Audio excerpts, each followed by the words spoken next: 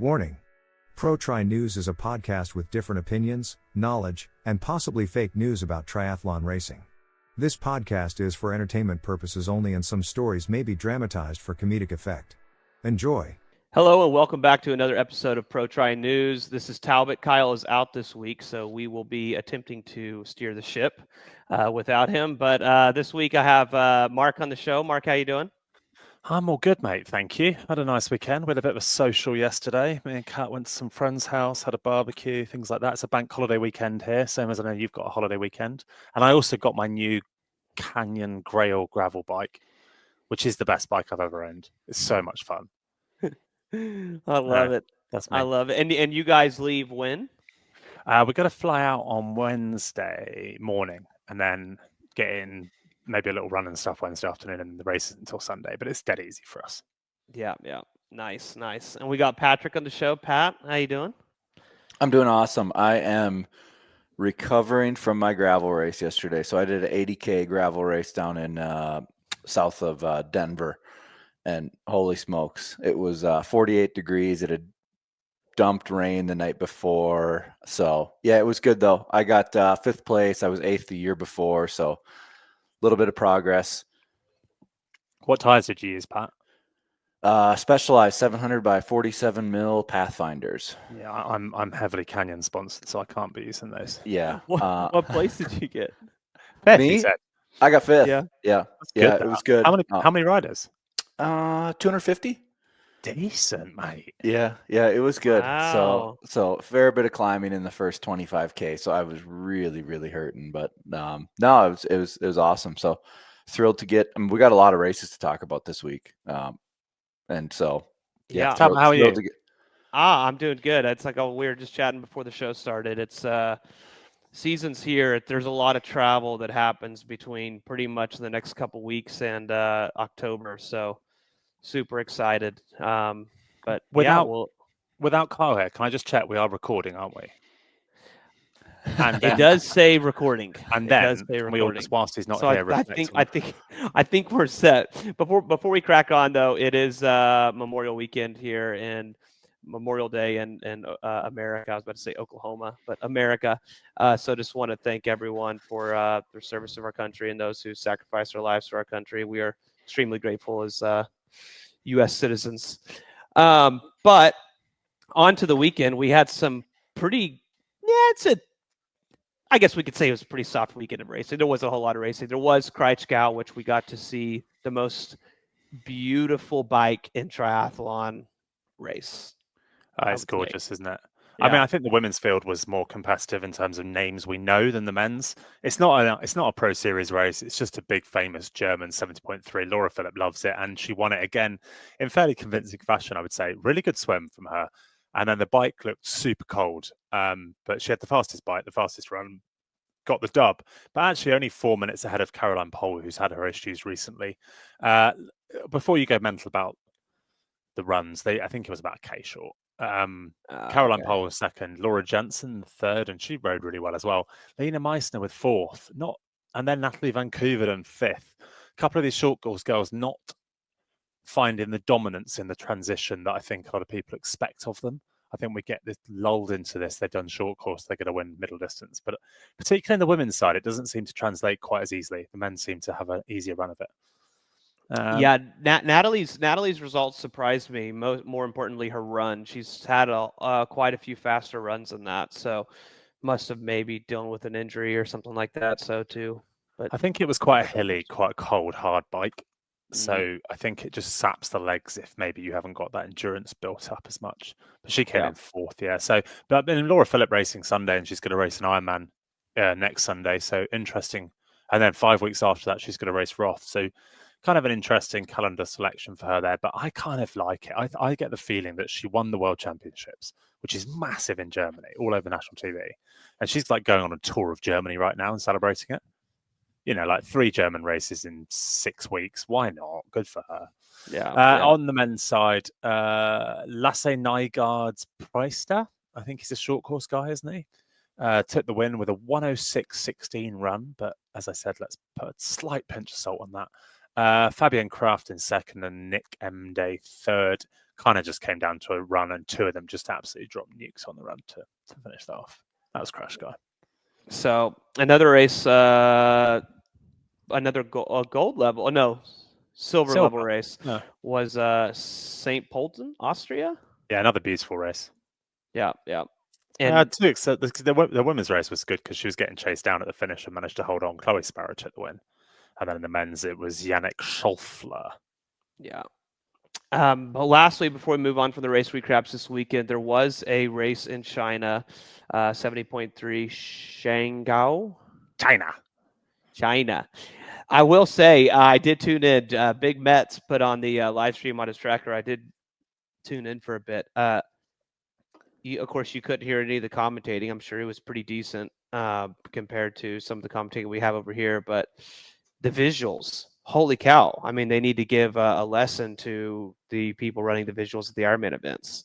Yeah, the quality. What was I watching it in HD from start to finish? Wasn't it? I know. It was crazy. It looked beautiful, epic drone shots, incredible coverage, no moto interference. And I'm like, what? Can we take a page out of their book?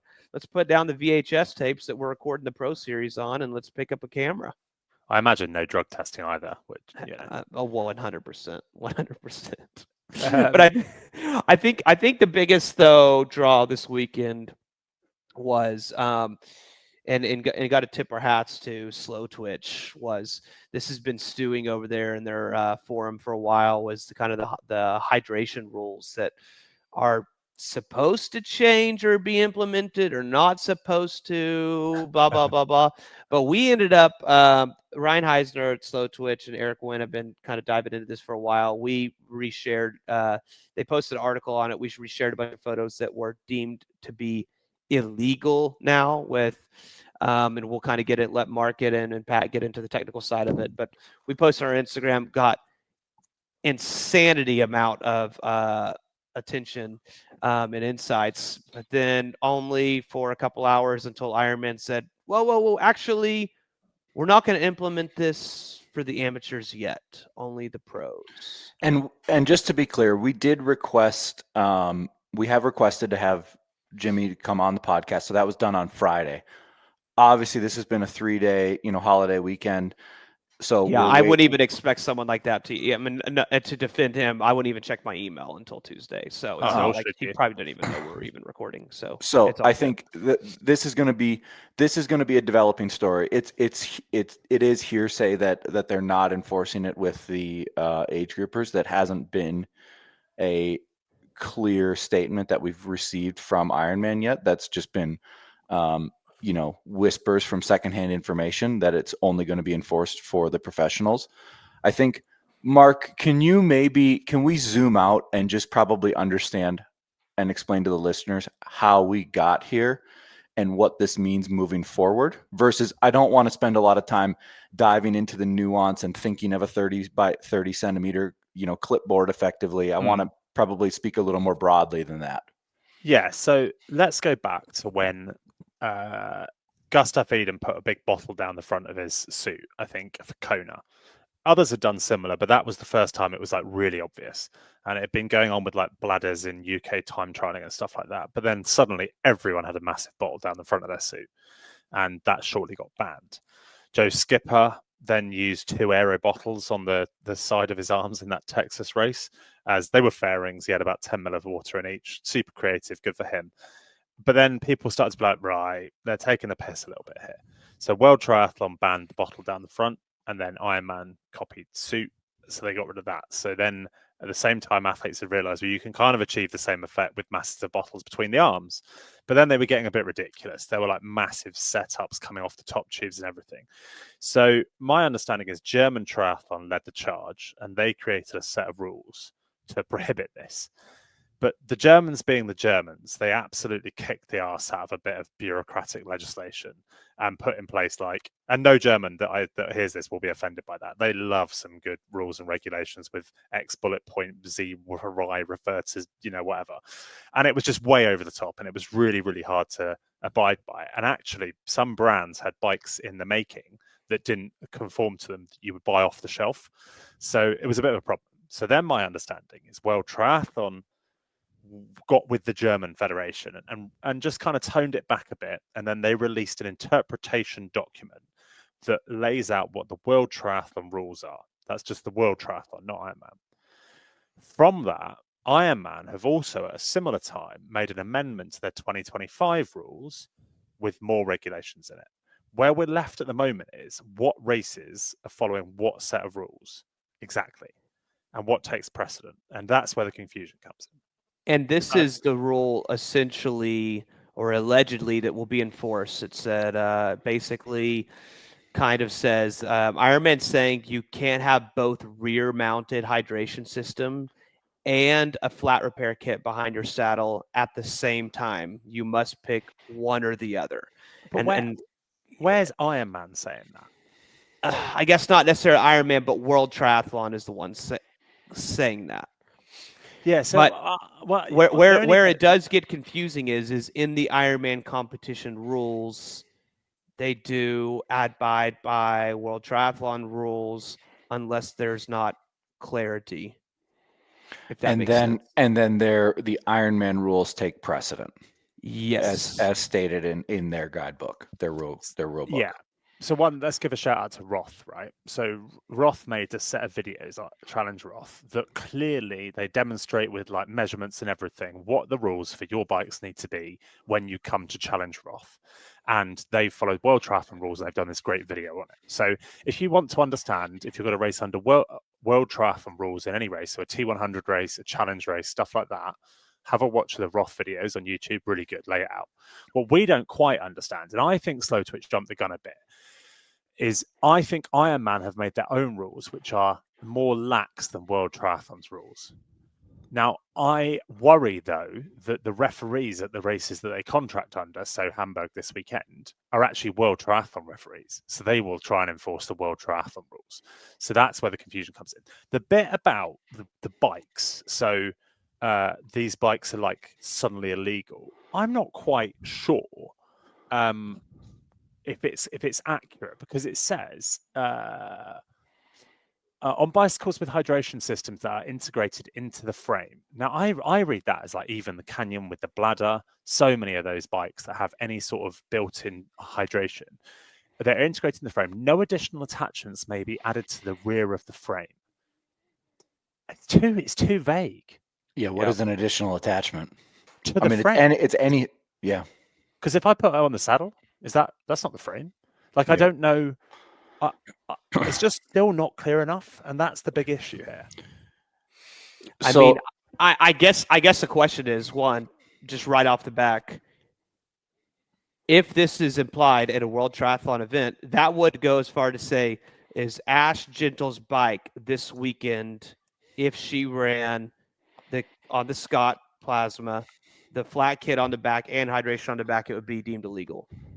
I think it would, even if you were to go super loose on it, I would say like Julie Duron's Canyon with the bladder in the frame, she can't have a bottle behind the saddle. Yep. It is one way of interpreting that, but it's just not detailed enough for me.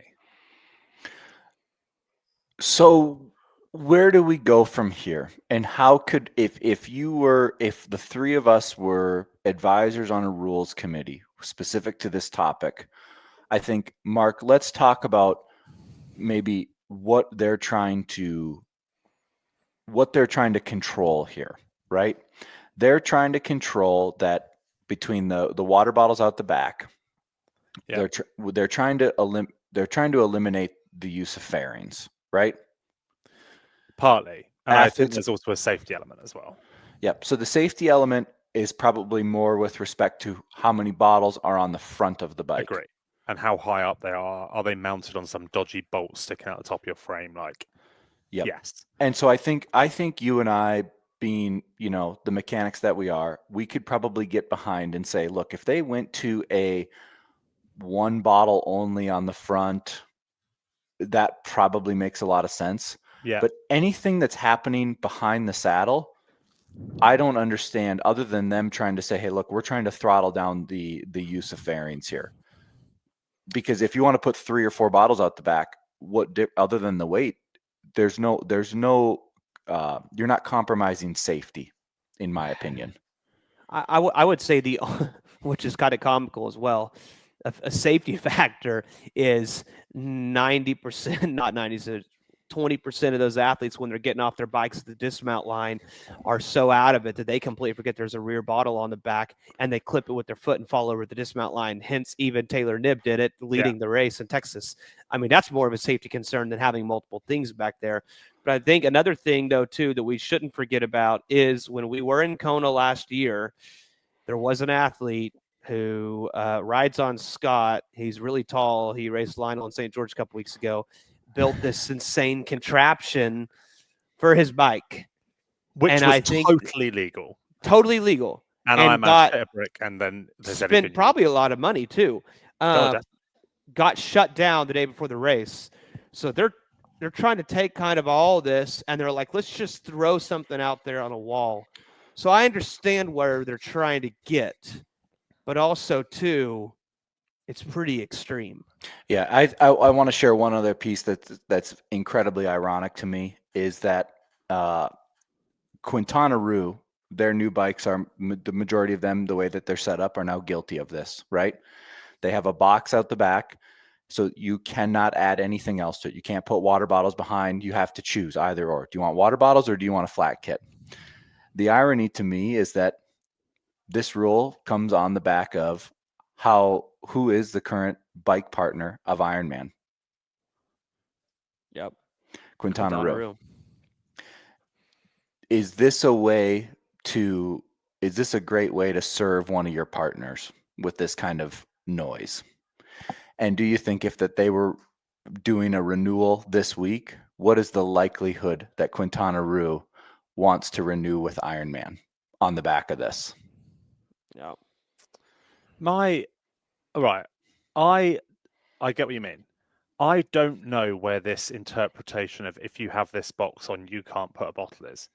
I know it's gone mental on Snow Twitch. I know we posted about it, but before, in case we are wrong, I want to say I can't see this anywhere in the rules, and I've not seen anything about it. I don't know if I'm missing something, and please educate me if I am. But I just think I think it's someone's interpretation that we've just run with online. So exceptions rare. I can't see it. Sorry. I know I'm contradicting a big talking point we have on the show. Yeah. But on a bicycle with the hydration systems, they're integrated into the frame. No additional attachments may be added to the rear. Well, that's not a hydration system, the big toolbox thing. So it's not a problem. Crack on. I think Slow Twitch and that lot has just gone mental on it, and they've kind of boxed themselves into like getting upset about nothing. That's my take. Okay, if that was the case, then right, it would have been super easy on Friday for Ironman to reply and say, "This is how the rule is going to be interpreted."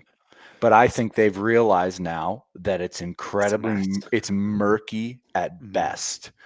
And they go, okay, well, we don't actually have a pathway to clarify these questions and use cases.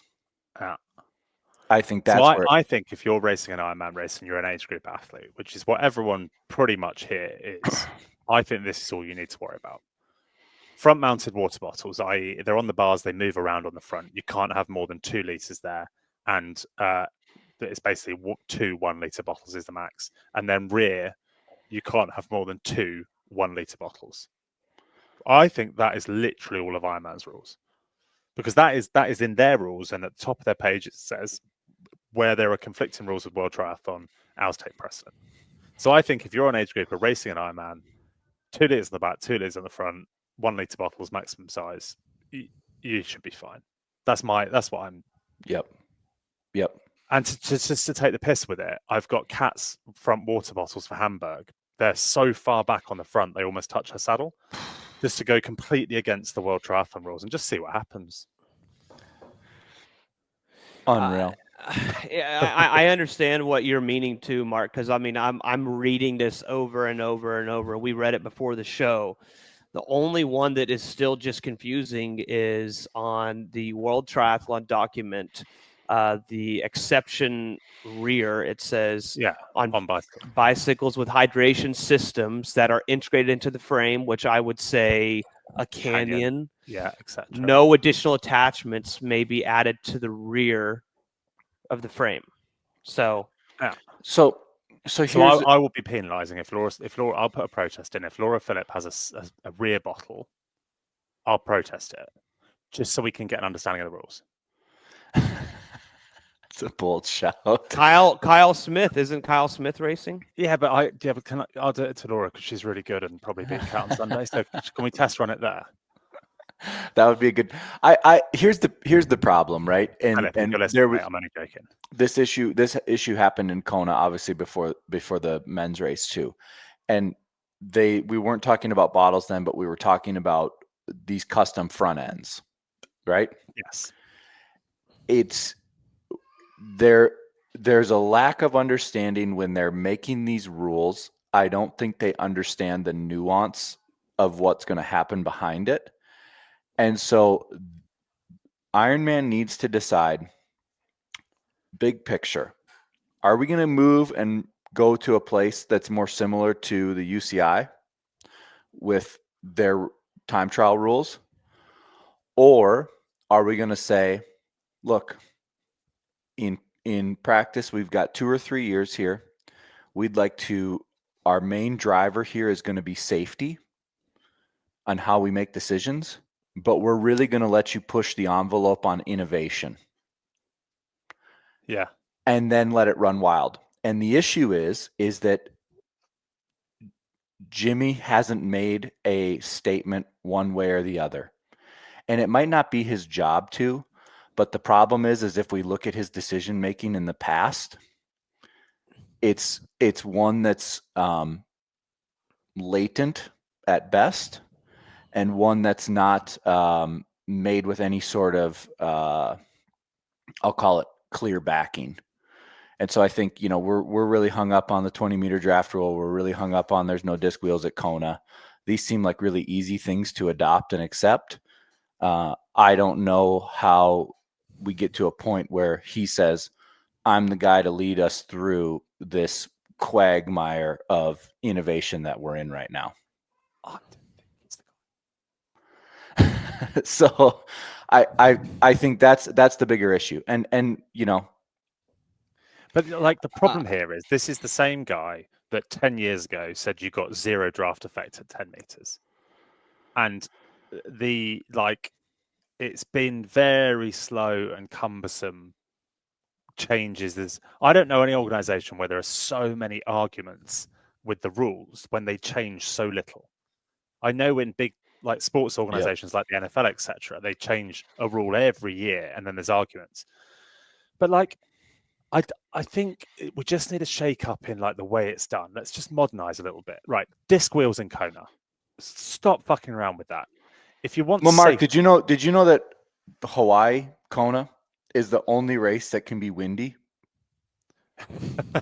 This is the only race that can be windy. So we're going to allow the disc wheels and everywhere else. Lanzarote. It's not very windy anywhere else. But in Kona, a race that has not been windy in 20 years, it can be really windy there. Yeah, right. And Pat, you were an ex-pro cyclist. If you want safety on a bike and you feel you have to do something about handling because of winds, what do you change? The front wheel. The front wheel. You cannot ban a disc and allow 100 mil deep front wheel.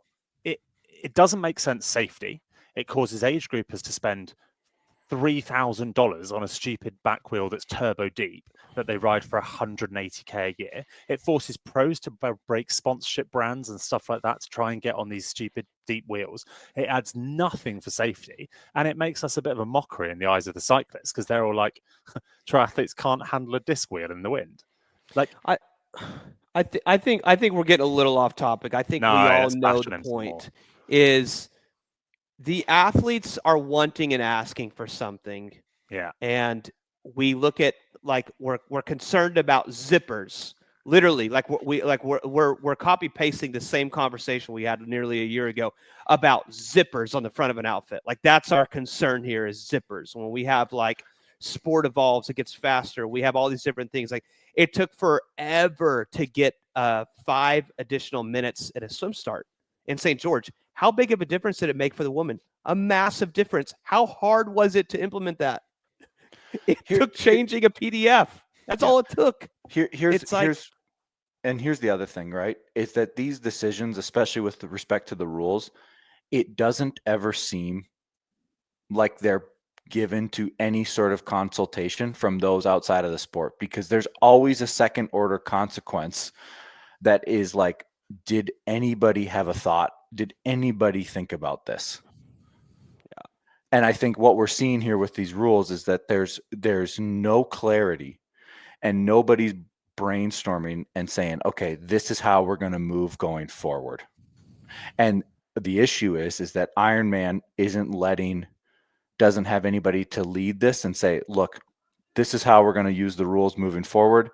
Because I mean, the reality is their current guy, they won't let speak anywhere. Yeah. Yeah. I think there's a few. Like you could redo it. For one thing, we just need one set of rules in triathlon, and I wish World Triathlon and Ironman could play nice together, because they're the two big partners. Because Challenge follow World Triathlon. I admire Challenge for that. They don't piss around, put their own rules in. Good for Roth. We're just going to follow those rules and be done with it.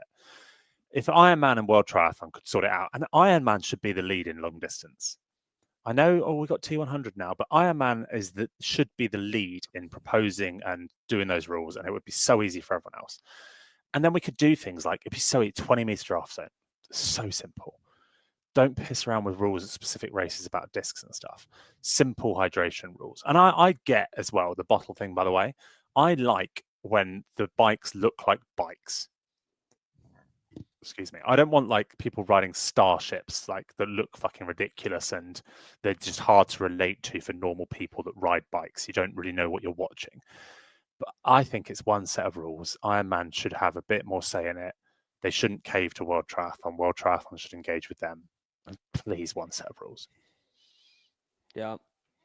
So it seems a bit like this is like your HOA coming over to your house and knocking on your door, and they're like, They're all there, and they're like, we just measured your mailbox. It's 3 inches too high. You need to tear it down and build a new one. It's like, what? I think that's actually a really good analogy. It does feel sometimes like, and the worst thing is you live between two neighborhoods, so you've got HOAs from both sides, because you're on like a little, and they're coming over and they've got different rules, and you're like, if one comes over, you have to change something for that one's visit, and then you have to change it back. That is a really good analogy. As my grandma would always say, they have very little time on their hands. Oh no, too much time on their hands. Or too much. So when it all comes to point and shove, I just looked at some photos. Pat Taylor needs, the second she gets San Francisco, needs to file a protest against Ashley Gentle, because she has a frame water bottle. She has nutrition inside of her bike. Correct. And she has an attachment on the back. Correct. The Scott, I think, is actually the main So one. just get her disqualified right away, and then Ashley doesn't have to race, and now everyone has a chance at winning. Well, that does lead us nicely on, because I'm excited for San Francisco. Dude, San Francisco is going to be an awesome event. I mean, you have a pretty stacked field. The only thing that's still a bit confusing is the start list. So we have our tentative start list, but then also too, you don't know how up to date it is, because you still have Sam Long's name on there, who's also announced a couple days ago that he's not racing. So we'll start with the men's race. Martin Van Riel, Yuri, Antonio Benito. I mean, pretty much a majority of the heady hitters are there. Yelagines, Kyle Smith, with a lot of wild cards. So between both races, there are 19 wild cards. So it's almost 50% of their contracted athletes aren't racing. And let's start on the negative of that, because I think there's so much excitement for this race. We'll comfortably make up for it. A lot of T100 athletes are racing other races, like Lucy Charles is racing the week after this, like Caroline Pohl just raced, like Indy Lee's racing next weekend. Like, they are all choosing to do other stuff over San Francisco, which is a real shame, because San Francisco was the best race last year. Pat, from a contract standpoint, does it state in the contract that you can't race on 1 to 2 weeks after both sides of a T100 race? Yes, but you get it. I got to be careful what I say here. You do there. I don't think anybody would mind. You do get a couple chances here. So Yeah. I think the big one here is like people will burn it later that are athletes in the future will have one that they're holding if they're going to do Kona, right? And then they might have used one up earlier in the year. So that's the intent of it, right? It's not to block doing another race, but it is to put a cap on it. Yeah. So I think the biggest debate around this is you have the likes of Sam Long, which is comical because that's stirred up the most drama and some of the most upset people pulling out of this race, which is, I guess you could understand on one end as Sam Long came out of the water with Alistair Brownlee in San Francisco last year, or left transition with him, which is a sentence none of us thought would ever be said. So there's that, but then also too, there's kind of both sides of it. Is it the likes of the T100 is struggling to not only get, like Mark said, 19 wild cards, but some of the top names that they need. You need the likes of the Lucy Lionel Charles. Sanders, the Lucy Charles, them to show up to these races. And it's not attracting those big, sexy, flashy names like it used to. However, in the women's race, we have Kate Woff, who won comfortably, taking on Taylor Knibb, the kind of queen of T100. Then thrown in there, you've got Julie Duron, you've got Ashley Gentle, you've got Spivey, who's been consistent over this sort of stuff. You've got Paula Finley coming off some form. Like, it's quite easy to be negative about it, and I'm really guilty of it. But then when you actually look at the start list, who is actually racing, it's massive. Like, that's an amazing race with just those names. And then the men, well, you think about that sprint finish last year.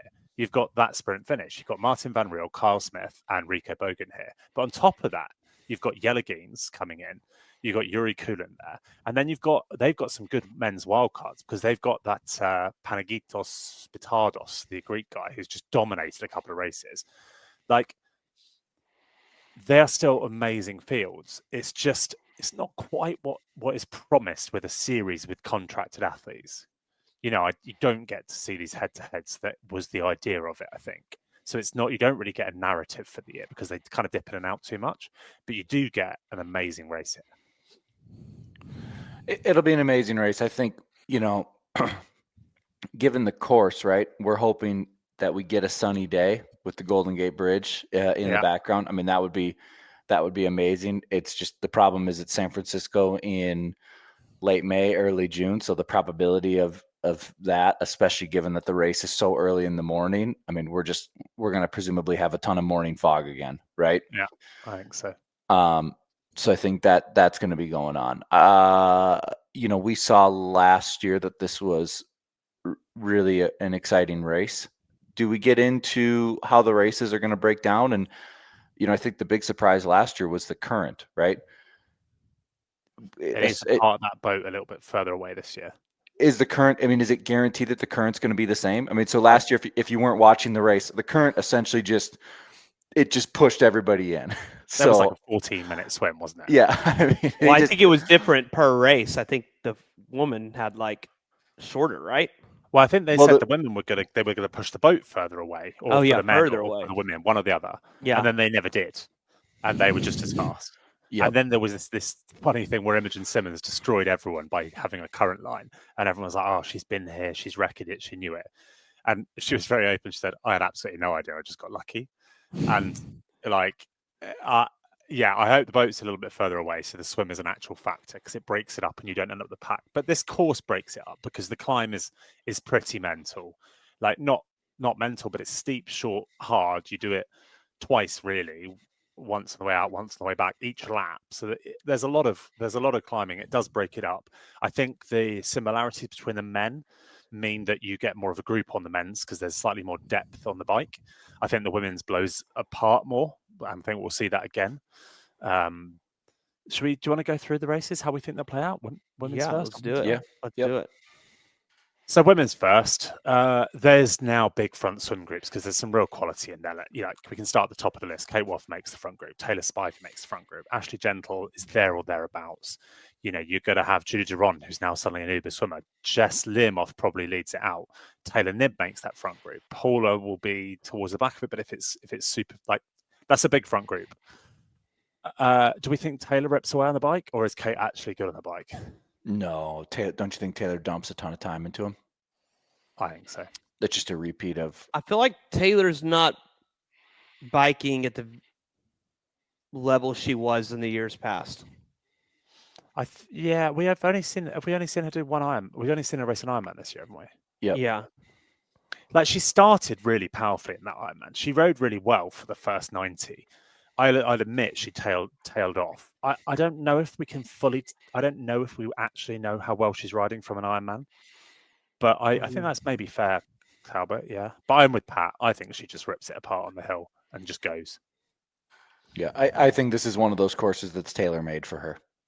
Tailor-made. No pun intended. I just think given the hill, given that it's pretty wide open, it's hard to.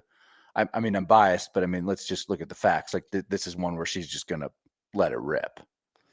Yeah, and I mean, the Cat came second to her there last year. Taylor put 4 minutes into the bike, maybe something and like Cat that. had an all-time 70. Yeah, that's right. Maybe. And 5 minutes. Yeah, so Taylor, this course is super good for her. But then she has threats. So Kate Woff is a threat. She could maybe limit the losses a bit more than others and then potentially run better than Taylor, but Taylor's a good runner at this. I think her threats are still like the usual suspects. Julie Duron, how much time? We just haven't seen Julie Duron in great form since I mean, we'll call it the Olympics, right? I mean, that's that's true. It's been a minute. So I think when you go and look at her, Julie Duron's 70.3 Worlds, that would have been really underwhelming for her. She was good in Ibiza, which was after Nice. That must have been late September, right? Yeah. She was good there, but still didn't win it. Taylor just still got the dub quite easily. Yep. Yeah. I think does the weather play a factor here ultimately on the bike, where in the event that it rains, it's going to be really cold, right? So that could be a wild card. The other one that I'll say to it is, given that it's cold, the chance of overheating on the bike, you can go full gas on the bike because you've got to stay warm and you're not going to overheat, right? So we're going to see that on both the men and the women's side. The cooler temps will allow them to push it a little bit harder, right? Yeah, but it's going to be it'll be 56 degrees Fahrenheit, 13 degrees Celsius. So it's not cold, but you can just go hard in those conditions. Yeah, and not worry about you really overcooking yourself. So I think that's an interesting piece. The other interesting one that for me that never factored last year is they're doing that staggered start this year. So I can't remember, is it the men or the women that started first last year, and then an hour later the next group goes off? I thought it was the men that went first, and then an hour later, correct, the women went, because everyone was done when the women went. Yeah, sure. I think. Yes, but either way, they're both on course at the same time, which is unusual. It didn't impact the race in the slightest last year. No, not the not only at all. Funny thing about that was David McNamee only kept riding hard because he was worried Taylor was about to catch him. She wasn't catching him. That was just based on where they were. He was so funny with that. Yeah. But no, it won't interfere with each other. I actually quite like it. It kind of means there's a bit more going on in the broadcast when one race is, because if Taylor goes off the front, right, and just does a Taylor thing, at least we get a men's race to watch at the same time, or vice versa. Yep. Well, speaking of the men's race, I mean, is this set up to be Jelle versus Martin, or do we think that this Greek kid, I'm not even gonna help me pronounce his name. I always do this, and what I do is I say it with confidence, and it's totally wrong. But Vitardos, I mean, it must be Vitardos, Bitados. Yep. Can they don't want to run with him? Yeah. I just don't like. I think they could outrun him. I think Jelle could outrun him, but they don't want to have to. Laura Jean, I'll take one too, please. He said, "I'll take one too." Talbot's getting a coffee delivery during this. I think the men will hit the bike hard to get rid of some of these, like the couple of these runners, like Batardos. They don't want to have to run against him. I think they would like to get rid of Yelagines, if so, like Kyle Smith, Rico Bogan, Martin Van Riel. I think this is a course where they think actually maybe we could get gaps here. Even though last year it was essentially one big group. I don't think anyone proper drilled it. That could be. And I think there's such a short swim made the group so big. Yep. That it made it harder. I think if we had an extra 10 minutes of swimming, it might make it different. I wish we knew something about that current, if it was the same every single day, or if there's a chance that it could really just blow it open like we all thought it would last year. I think it changes, but I don't know enough to speak on it. So I'm going to go that I think someone, it'll probably be Rico at the start, will really drill a couple of these climbs. Even after his race in Italy, where he came off with a 4-minute lead and then somehow got 6th or 4th or whatever he got. Yeah, I think he got 6th, didn't he? Yeah, I think he'll just do it again. Okay. Where does Talbot, where does our boy Morgan Pearson fit into this? Is this first T100? He'll come out in the front swim group, and then he'll probably lose about 12 minutes on the bike, and then have about run even with the top. Oh man, is he gonna? I'm not hating. I'm not hating. I would just say I think these guys are biking really hot, and I just don't know if Morgan. I think Morgan can get to that level later on. I know that he struggled in Yokohama. He had a crash, and so he's on his way back. And this is like, to be 100% honest, this is where it's kind of doesn't look good on T100. It's like, and this is the problem with committing to a schedule that sometimes you're not ready for. Like, I would go as far to say Morgan is not ready for this race, but he's doing it because contractually he has to. Because he had a broken wrist. Yeah, and he has to do the rest of the series. And so it's like, I think Morgan will feature really heavily in the pre-race smack talking. And then I don't think he'll feature again. To be fair to him, I think that he could do great at this distance. It's just it's gonna take some time. And I know, I've seen his TT bike at the bike shop more than I've seen him riding it. And it's like you have to really hone your time on that bike to be great at this distance. I think a flat, fast course with one big group, Morgan could be really dangerous. I think when you're actually tested on the bike. I know he just about beat you in a gravel race, Pat. Like, he scraped past an old, fat, retired man. But only just. I think the dynamic bike will suit him a bit better because you're in and out versus just being locked into that position for 80K, right? Fair. So this is like a little bit more of a bridge race in the sense that you get some respite from the position versus like. Agreed. And I also don't think Morgan has the resources or the tools with like a bike sponsor or partner to help him get to that level, like the likes of like a Hayden Wild, who just looks so dialed on his Canyon. I mean, athletes like Morgan, I mean, like they're just trying to. I think he might have cracked his TT frame. I could be wrong on this. I think Trek said, "Sorry, we can't give you another one."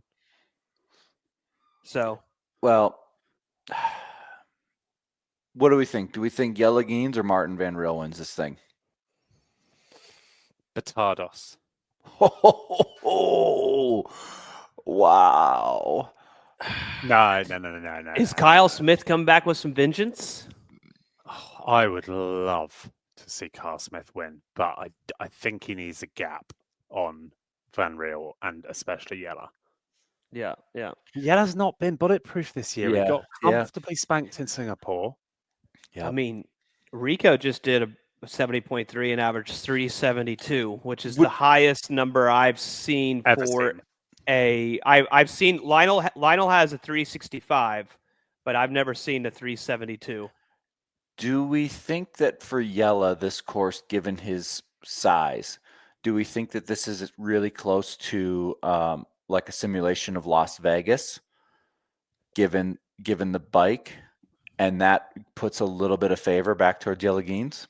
I think that run helped. I think the run helped Yella in Vegas more than the bike did. Yeah. That's okay. a good That's fair. take. That's fair. Because it's like that cross country style, like just grit. I think it's almost good that Hayden Wild's not here, because he would win this race by miles. Yeah, I tend to agree. Do y'all think that like there's a conspiracy going around that T100 took out Hayden Wild on purpose, so like it made their races like a little more entertaining this year? Well, they'd have broken Taylor's knees long ago. They'd have found a way. Taylor would have been kneecapped last season by about May. They'd be like, I don't understand. Every time I come out of the swim, I've got 2 flat tires on my bike. I don't understand what's going on. That would be a double win for them, because they love to recycle some of the fucking content with their mechanics. With the mechanics, yeah. The cool part about it is that like we hate it, but it like, or people laugh at it and stuff, but at least their mechanics are like ready to go. They're like amped for it. You know what I mean? Shout out to Tony Foy. He's the dude, amazing. Tony's a legend. They're like, we were super confused. Her bike, when she racked her bike, she had SRAM on it. She did a full drivetrain swap to Dura-Ace. Now we're gonna put SRAM back on. All right. I think Martin Van Riel's gonna win this thing. Oh, should we do picks? Come on, let's do some picks. This is worth picks. Yeah. Right, all right. So, women's race. I'm gonna go Taylor Knibb. I'm gonna take Julie Duran for second, and then I am gonna do Kate Waugh in third. Okay. Man, just like not even selecting Ash Gentle. Ash really struggles. Ash really struggled in this race in the past because it was cold. I think she got outbiked by 11 minutes last year. Yeah, I think the forecast is going to be the same. I will say that was a prior coach, but yeah.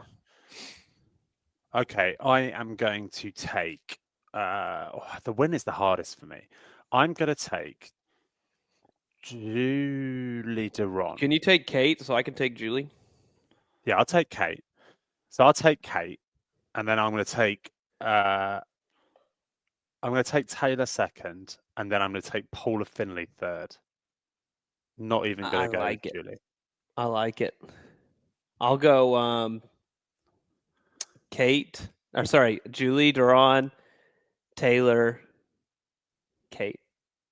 Fine. And also, too, shout out to Holly for who's returning back. Good point. Last time she raced at the T100, she had one of her better results since her world championship. I mean, it was a phenomenal result by her.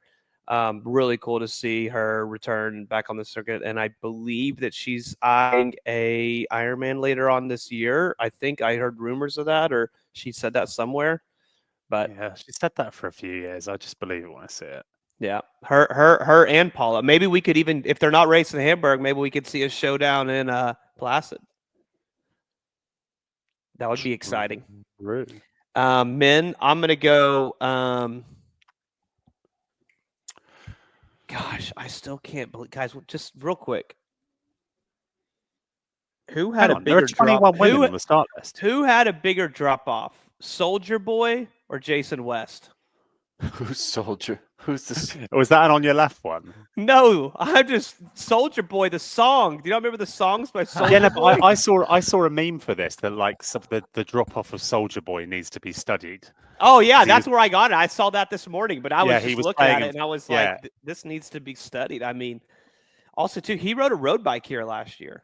It'll be interesting to see what he rides this time. Can we go back? There are 21 women on the start list. 21. Well, did they do that because there were 21 men?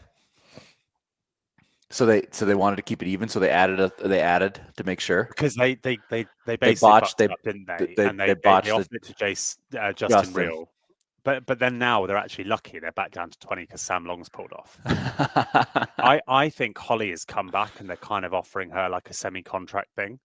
Yeah, that would make sense. And I think they'd already offered out the wild cards is my That would make sense. Yeah, and then they had the door open from the Yeah. men's side. I bet 20. I bet 20 start.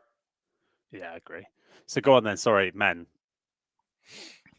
I'm gonna take the boy I hated on, who I said was gonna be a one-hit wonder when he won in Finland because I was jealous that Lionel crossed an imaginary line. Rico Bogan. I like I'll take Rico Bogan for the win. Then I'll put Martin Van Riel second, and then let's go Kyle Smith in third. And Yella, top 5. I'm gonna go Yelagines, Batados, Van Riel. Yeah, I'm going the other way around. I'm going Patados for the win. Martin Van Riel second and Yelagines third. I don't think they're going to be able to shake him on the bike. Yeah. I just hope Jake Burtwistle's able to start. What's wrong with him? He's running a flat kit on the back of his bike and a water bottle, so he's going to have to decide.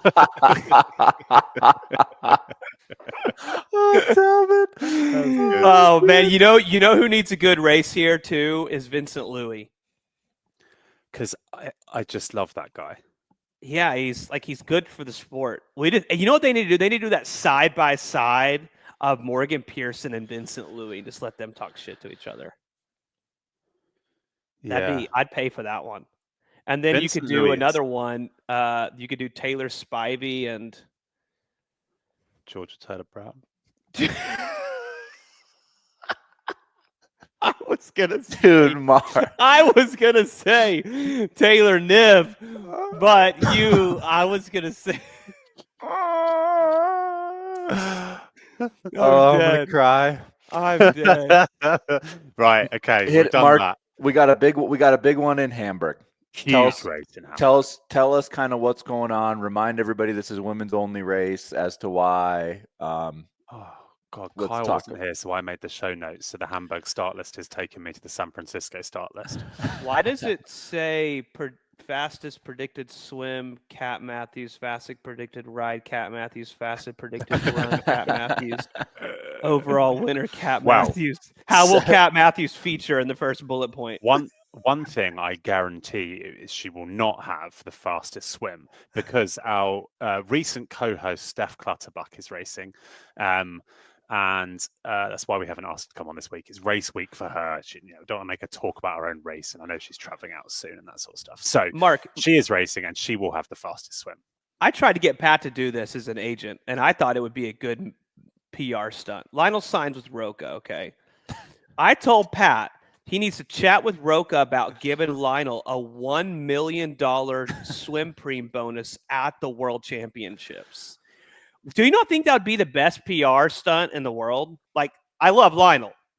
I think Lionel could win a world title one day. I don't believe Lionel's going to be coming first out of the water in his lifetime. I think, though, $1 million, I would be on the phone to Langer. I'd be like, right, you've got some cash. I'll give you 100 grand if you let me get I didn't think of that. Yeah. Then I'd be like offering 50, 30 grand to some others and then clear 500 for yourself and be done with it. My head immediately went to the combine as well. How are we gonna divvy this up to make it happen? The trickiest bit about that is working out how you divide the bribe up. Yes. Right. So anyway, back to Hamburg. Hamburg is Ironman Pro Series. It is the European Championships. Now, rumored this was going to be an amazing start list. It's still pretty damn good, but there was a time where I believe Chelsea Sodaro was on the start list and Anne Haug. However, they're both off.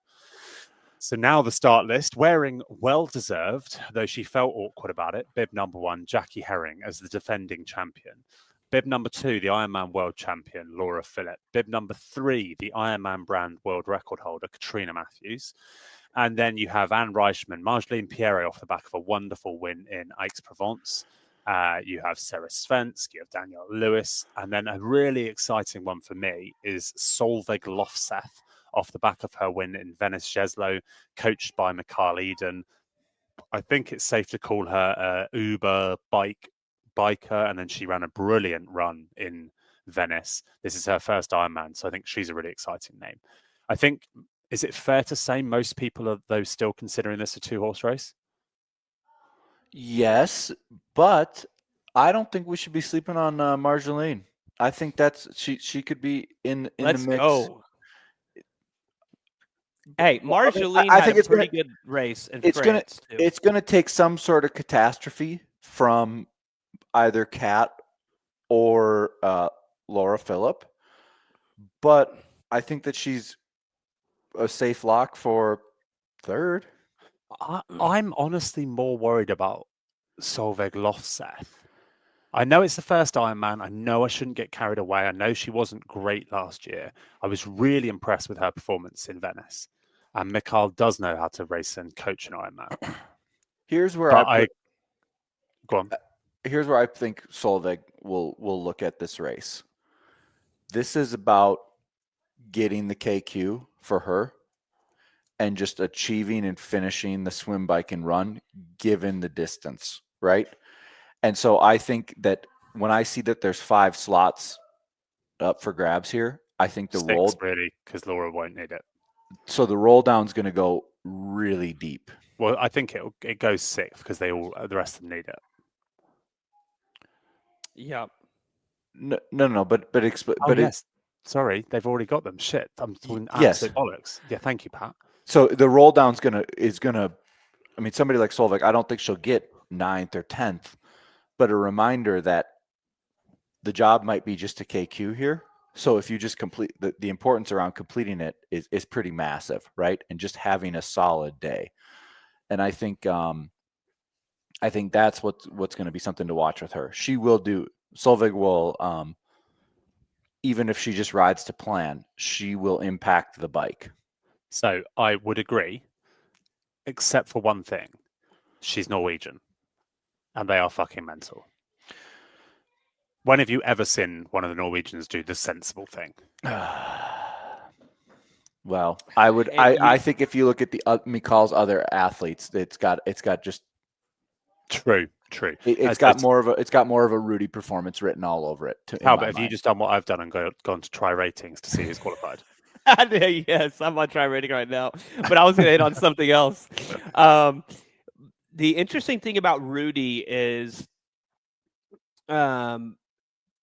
Rudy's relevant, by the way, people, because Mikael coaches Rudy, and Rudy's super consistent, etc., etc. How did we bring Rudy into the women's Ironman Hamburg preview? Yeah.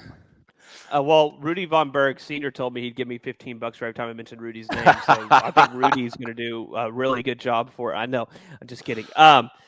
The interesting thing about Mikael is, like, I don't want to hate, but when he tends to get an athlete and they don't do good out the gate, and Mikael does a really good job at figuring out that athlete and helping them reach their max potential. So take someone like Rudy Von Berg, who wasn't doing good out the gate, and you can't count the guy out now because he just continually does better and better and better and better. So it will be interesting to watch Solveig if Mikael's been able to master that with her as well. All right, so, let's get to real talk though. This is going to be Kat versus Laura. Of course, Kat, don't listen to these headphones right now, Kat. Kat can't hear. She's in on the. We're literally talking about. Kat only has a 29% chance of winning. So tell Kat that. Kat, you've only got a 29% chance of winning according to. No, we're recording now. Go away. She just walked in. This is a 2-horse race, and I think let's look at the last time that Laura and Kat went up head to head. Laura Phillip at the Ironman World Championships in Nice had the most insane bike I've ever seen from her, period. Right? 100%. Now, 5-6 months later, what do we see from Kat Matthews in Texas? The most insane bike that we've ever seen from Kat. I think that on this course, Kat is going to push the limits of Laura. I think that Kat's going to come out of the water ahead, put some time into Laura, and then, I think the only thing that we have here that's maybe going against Kat is she's backing this up 5 weeks after a super dominant performance in Texas, right? And what does that turnaround look like 5 weeks later? That's probably the only unknown that we have here on behalf of Kat. Mark, I know she's your wife, but is that a fair assessment? I think the way you've described that playing out is how I would like to see it play out. I think Kat is traditionally a bit better than Laura on the flat. Laura climbs super well. I think Laura might get some help coming up that gap, though I will say Laura swam really well in Kraichgau the weekend, so that gap's not guaranteed. However, yes, I think that is a fair assessment. And Would it be fair to say that like Laura probably has a few extra watts given that she's racing in her home country of Germany? So like she'll want to perform there a little bit more than if this race. I thought you meant it's the 3 support bikes she'll have round her at all time. Because that will happen. I have in our kitchen group text, I have Morgan and Matt Mack and all them convinced that Lionel has a contract with Ironman and he's required to have 2 motorbikes motor pacing him to the front. And I'm like, it's in his contract. And they're like, I know, I saw it. Yeah, I think that's fair. I think it could be. I think it'll be close. I think it's super fast, this race. I think with the weather and everything, if these transitions weren't like a K long, this course is begging for a women's world record. But it's like 4 minutes of extra transitions on top of Texas. You'll get a faster swim because it'll be wetsuit. I think the bike is faster. I think the run's faster, but it's quite hard to come back on 4 minutes of transitions extra. So we'll see there. I think whoever wins it is going to have to go real fast. I want Marjolaine to win because she's a feed athlete, and I'm doing a docu-series, and she's in it, so that'd be pretty cool. If I'm Kat Matthews, I'm going into this race. I just did Texas, probably not 100% recovered. Maybe she is. If anyone knows how to recover, it's Kat. I don't care about Laura. I'm going there. I'm checking another good Ironman for the Pro Series that I'm going to absolutely annihilate. And my eyes are set on October. And so I think if you start thinking in your head, I got to win all this, like the mental stuff. If Kat just goes in, I'm going to get in a good training day. I'm going to test. I'm going to see where my numbers are up. Wherever I shake out, I shake out. But if you get caught up in the racing, I mean, like, why burn that match now when the one that matters is in October? So that's just what I would do. Of course, I'm not making $200,000 by doing a couple Ironmans this year. So, but I think that's very astute, and that's what I am telling her. Go in for a data point. Like, who cares about anything else? Talbot, your wisdom, and that is wisdom, is falling firmly on deaf ears. So, I mean, because I think, like, no offense, Kat's training day earns her here a first or second place. And this is a stacked field. Kat's phenomenal athlete. I do think that's fair. I think there would be one surprise. Let's just touch on the KQ thing that is important here. So there's 5 slots, and there's 6 women that have already got them. Now, no guarantee those 6 will actually be in the top, but let's say at least 4 of those are going to be in that top because let's just say Laura will be in that top 5, Kat will be, Anne Reichman will be. And then one of Sarah Spence, Clutterbuck, Stephanie, or Henrik Gruber. What was a man's name? Anyway, one of those will be in there. So I think this is going to roll to 10th for a KQ here. Wow. How do we think that Anne Reichman does? She's down out the swim. Is she out with Laura? No, Laura's out ahead of her. And her problem here is she's not riding up to whoever she rode up. She's not riding up to Marta Sanchez, for instance, who she did in South Africa. She's trying to ride up to Solveig Losseth, Kat Matthews, Laura Phillip. I think it's a harder gap to close. And the problem is a few of them outrun her anyway. I think a top 5 for Anne Reichman would be really good. And I think she's well capable of running a sub 3 off the bike here. But but the reality is for the Ironman Pro Series with respect to the women, there's been a huge fall off just based on who didn't do Texas. So somebody like an Anne Reichman can really all of a sudden, I think that Kat's in position, barring catastrophe on this weekend, if she puts a good score in here, she's then one of the only few females that's on track to do 3 Ironmans. Anne Reichman's probably second on that list. And so she's really kind of then in the hunt for a podium in the Ironman Pro Series afterwards, right? Yeah, Anne Reichman needs a decent 70.3 under her belt. We had one really bad one so far for her, by the way. When I say that, it's not bad. It's for her high standards. But Anne Reichman should podium in the Ironman Pro Series at the moment because she got 5,000 straight off the bat in South Africa. Yeah, in South Africa. Yeah. And she'll do well in Kona. She's a resilient athlete that will stay in the fight. Yep. Yeah, so she needs just a good result here, and she's one of those people in this race, I think, where that every second matters slogan plays in, because Yeah, of course. they will have to run this in hard. Yeah. Yeah. Another athlete who only has a 2% chance of winning here, but you can't leave her out, is Jackie Herring, who could easily make it onto the podium. It's so funny. 100%. Like, these percentages are just funny. They're off of old statistics, but I think that's fair. Like, so Laura has a 61% chance of winning. Kat has a 29% chance. That's like, but they're by far the favourites. So for Marjolaine to win 6%, something has to go wrong to 2 other people, which I think is fair. And for Jackie Herring to win, they're just saying it has to go wrong to more people. Like, it seems crazy that they're only giving her a 2% chance. I think it was very hard for Jackie to win, but like you say, Talbot, she could podium here easy. Yeah, easy. Yep. Easy. No, and we've seen. I mean, Kat had a weird race here last year. Like, stuff can go wrong, you know. Yeah, and let's not forget, Jackie went 8:18 here last year. Flying.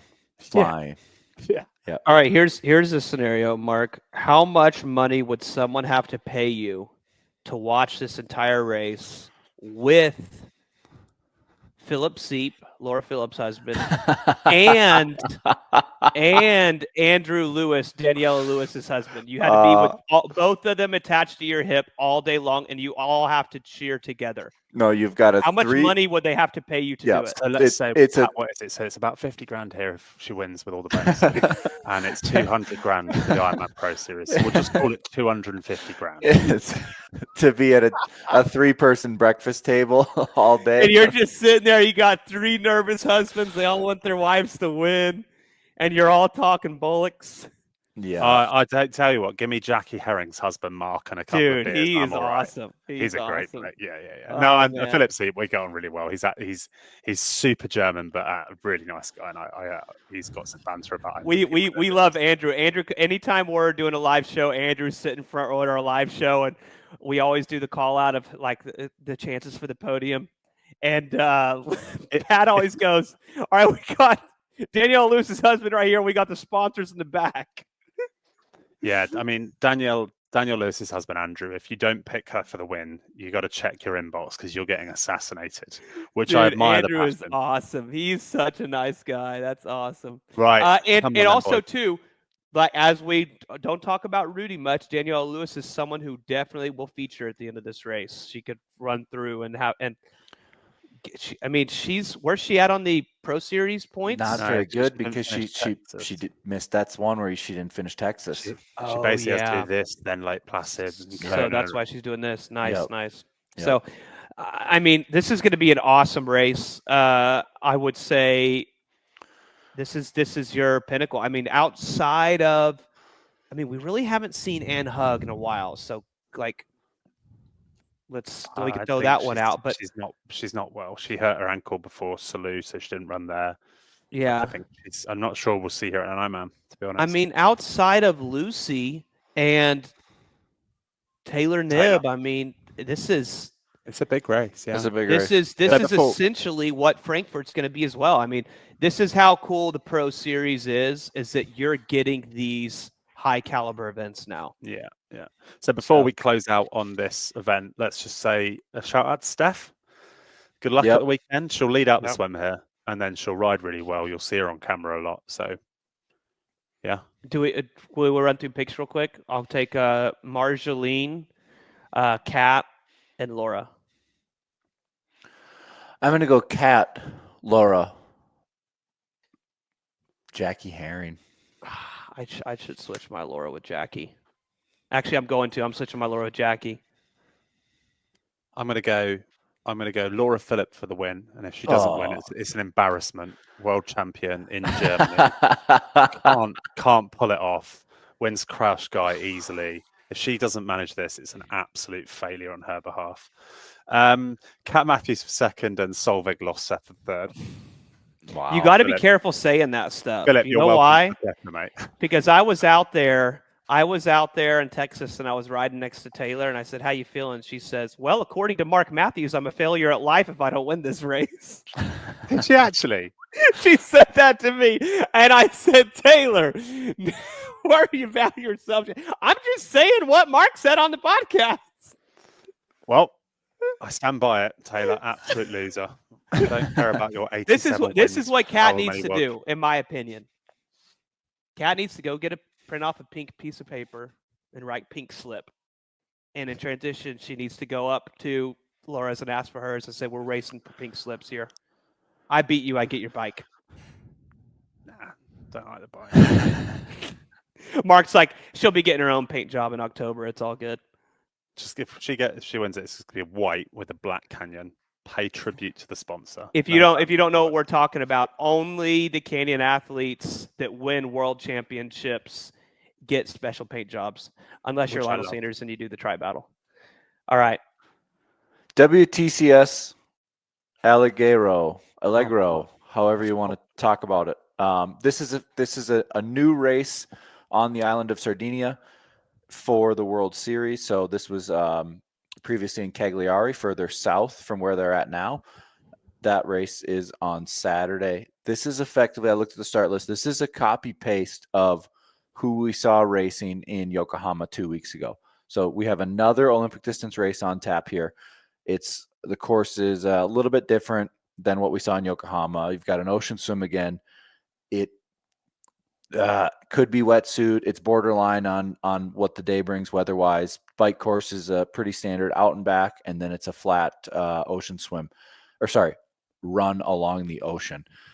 Forecast right now is calling for pretty hot temps. So you're looking at mid 80s in Fahrenheit for coming race day. So we'll see what happens. My wife is leaving for that race later this afternoon, and most of the athletes went straight back to Europe after Yokohama. I think a couple interesting points here is that the LOC had organized a pool for all of the athletes to swim at in town.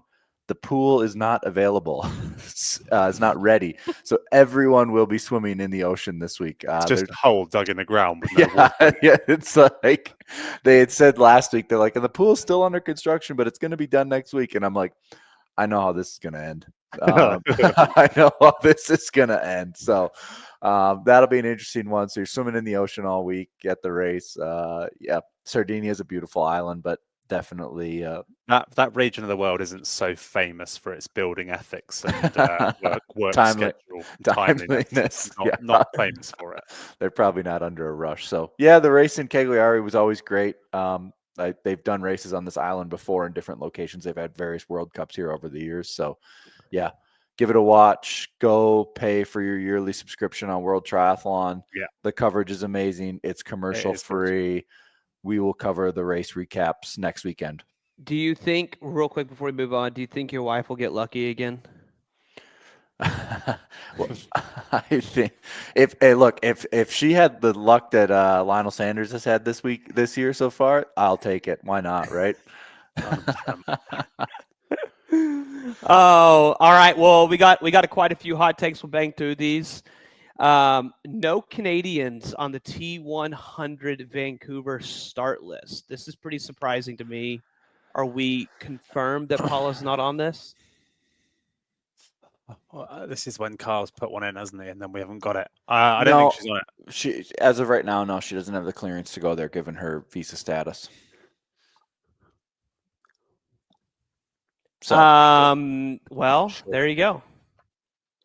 That's that. I would say it's always good when you have a frontliner, but also too, I know Paula had a lot of pressure going into the last hometown race she did in Edmonton, PTO Edmonton Championship. So, yeah, I think it's just a shame. I just think like when you have the London race, you want Lucy Charles and you want some Brits, and when you have France, you need Laidlow and you need those, and Canada. I just think it helps. It helps bring local credibility, like the credibility of the city, etc. They should have delivered. They should have had the Brinks truck roll up to Lionel's house and say, "Dude, you got to come do this race in Vancouver." Dude, it's just a huge miss for.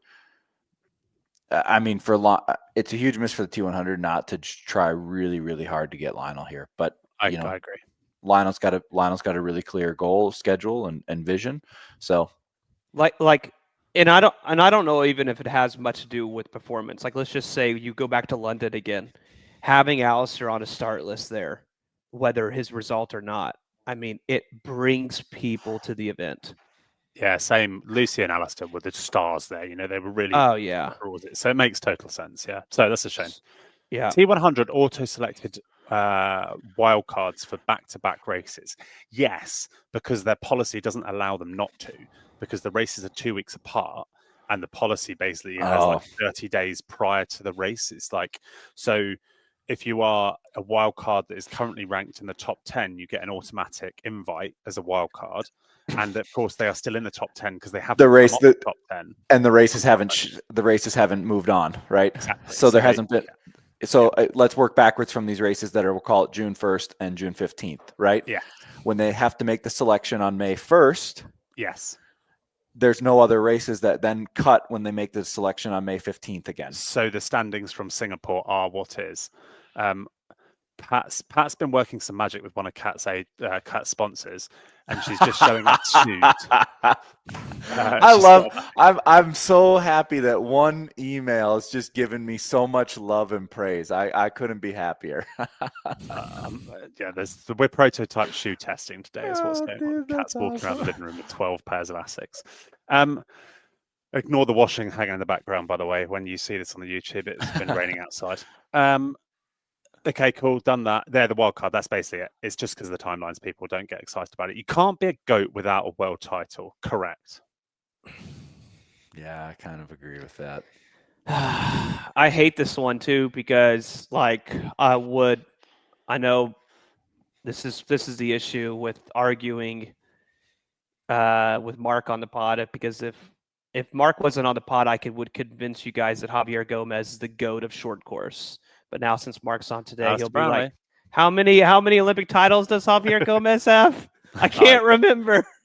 I would give you that one before I would give you Lionel Sanders is the greatest 70.3 athlete of all time. Yeah. I wouldn't go as far to say Lionel's the greatest ever. I would say he's won the most races ever. The most winningest. Yes. I guess it changes with short course, because like you have to have the Olympic title in short course. It just sucks that Javier Gomez never got one. Yeah, agree. Just sucks. Now the next one, how high can Lionel go with 5 perfect 70.3 scores? He won't need that because he is planning on racing Placid, right? Yeah. And he's planning on racing Nice. So no, he can't go very high with that. I can't be bothered to do the maths because actually it doesn't even really matter because he is going to, we think, do 2 Ironman races anyway.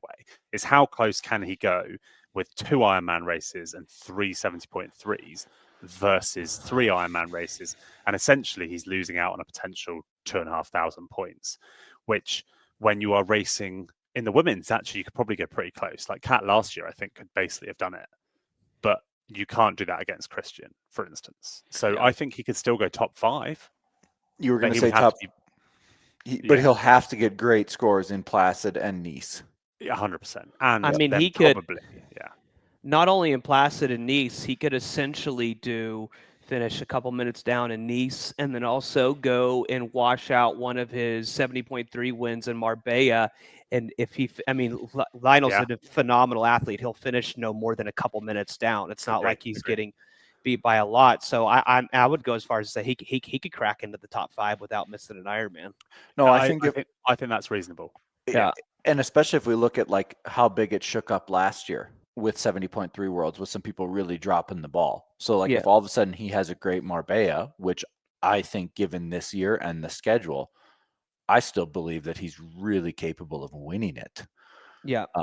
I think the course is perfect for him and the schedule is even more perfect for him. So I think that would be it. Where he falls in the Ironman Pro Series will be a second order, not consequence, but he'll get lucky if all of a sudden he goes, oh, geez, I had a great race and I accidentally got 3rd or 4th in the Pro Series. He has to finish both races. He would have to finish Placid and he would have to finish pretty well. And finish well. Yeah, and finish well. Yeah. Like no, but I mean, not even. Yeah, of course, finish well, but he would definitely need the points. You couldn't just not finish those. No, 2,500. Right. This other hot take submitted by some lunatic. Ironman should consolidate 60+ age groups. Ageist. I don't know. Is that because there's a lack of numbers in them? Because there's probably as many 60+ men in the 60 to 65 as there are maybe women in the 19 to 24. What are you going to do? Consolidate the women's age groups that don't have many numbers? I don't know how that's just wouldn't be ageist. So I don't like it. I don't think it's necessary.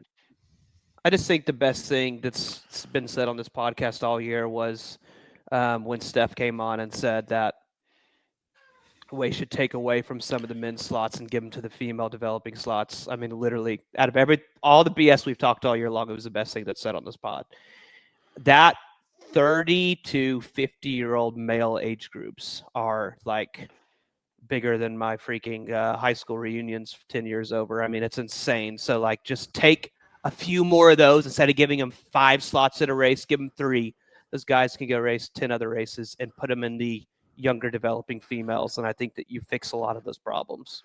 I would agree. I don't think you need to, because actually once you go beyond 65, so the 65, 70, whatever it is, and above that, they actually take up really quite a few slots, but they bring a lot of money to the sport. There's a lot of loyalty in these athletes. They've raced 20, 30 Ironman races. They bring their kids to it. Like, I don't think you mess with that personally. Yeah. T100 races are still more competitive than the Pro Series. Pro Series is still too regional. I think this is a toss-up. Yeah. I think can we? I mean, I think you could debate at both ends, but there's 18 Pro Series races versus 9 T100 races. Like, of course.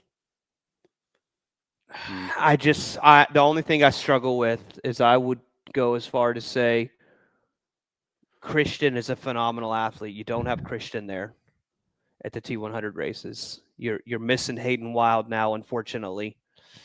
Right. I don't know. We have an answer. Talbot, that'll do us, I think, mate. You do your thing. Well, I hope you guys enjoyed the show. We have yet another big weekend on tap of racing. It definitely makes for everyone who's doing long rides this weekend entertaining, because you can tune in. Unfortunately, if you are in America, you just wake up at like 2 a.m. and you're like, don't check the tracker, and you try to like not look at who won the race, but you're trying to see if Cat's leading it and all that. You're like clicking through. So time zones suck sometimes, but I hope you guys enjoyed the show.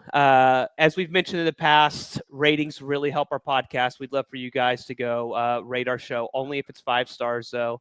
Tell us how much you love it. Make sure you share it with friends as well. If you're in a training group, share the show with a friend. Kind of tell them about pro racing. Keep going, with that being said, we'll see you on next week's for pod. a piss, by the way. So, what was it? Pat's desperate for the toilet. So if there's more, if you've got to add for a closeout, just keep rolling. Well, look, this is I want to debate it on our pod, but this is where things get tricky, and this is where I get myself into trouble sometimes. I guess it's just that, like, let's just talk real quick before we end the show.